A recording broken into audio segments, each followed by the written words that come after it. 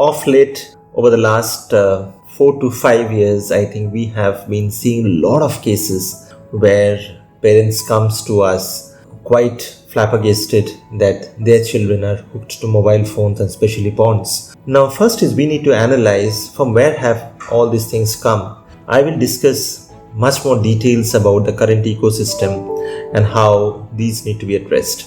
Now, firstly, we have seen in today's environment that young boys and girls, when they were very small, they have been given mobile phones by parents. When they are not eating, they are crying, they are doing some tantrums. The solution is that, hey, take this mobile gadget. And you see some video games, you see some pictures, you see something else, but through that gadget. Now that's the first push that parents have done to the child for the addictions. Now from where does this comes? This comes when I think we are unnecessarily super ambitious for no reasons. On a pseudo level, I find that maybe the husband and wife, both of them are working, they have less time to spend with their children.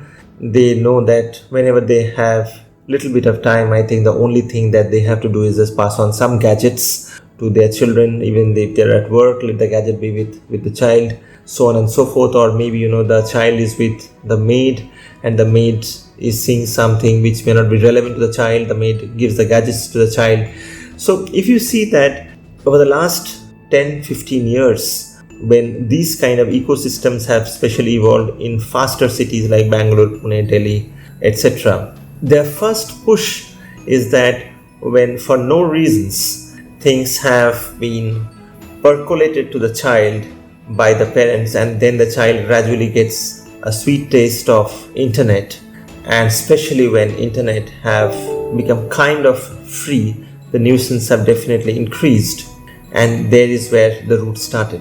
And that root have given a sense of intoxicating habits to the young child, and when the child grows up, the child attains a certain amount of age, and by this whole time the parents, either they're busy or they feel that speaking about porn is a taboo and they should not speak to the child. The only thing they do is that either take the cell phone off, or there are scenarios where they utilize various other ways, but these are not solutions. You need to first identify where is the problem and then work towards the problem. If you don't work towards the problem, typically what would happen is that the next generation of movement that actually it goes through, for example, when this young boy grows up, then by the time he is growing up, he have become so much addicted due to the pleasure of seeing the porn that this boy does not even knows how to have a normal sex with his wife, and the normal sex do not allures him. And it have always been a taboo that their parents have not spoken to him about that. And typically the way how to analyze this is that when a young boy do not have the normal libido unless seeing a porn, and then gradually he gets more arousals when he sees the porn, and when he sees any real partner, that the real partner does not excite, because typically the porn industry, the way it is that they show various different ways of a human body, whether it's a male organ or a female organ, they extrapolate the sizes, so on and so forth, and the visualization impact of a young boy is that those are true, which are absolutely false. And there are methods how someone need to be coming out of this addict. I always recommend that one is that first, once you identify, then allow the child to understand that these are all hoax and these are not stories. If not, then he will have a very distorted married life. And then is when we need to build the willpower in the child. If we build the willpower, then moment that infliction of seeing a porn comes in, it need to be replaced with something else. Definitely not with again a social media or playing a video game or so on. Then again he will become addicted to internet. Maybe he can go out, have something else, go for a jog, go for a run, spend time with friends and families, etc., etc. It could be through anything. But it's important that once the willpower happens, we replace this.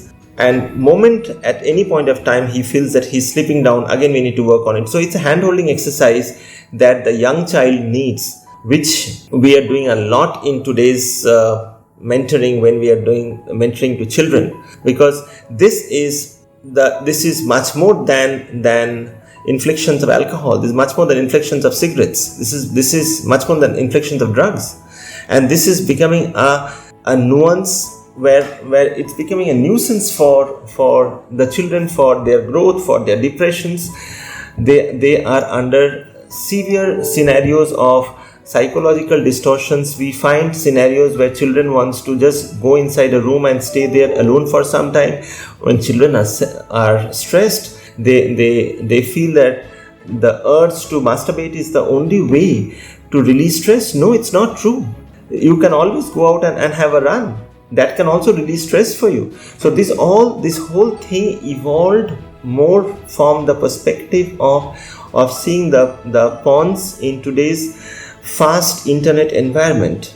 It is nothing new. Even when we were young, we know that there used to be small books available in the market. I still recollect that there used to be a book called Debonair that was available in the market, and then there used to be CDs usually available, which was to be stacked inside the shops that used to sell CDs.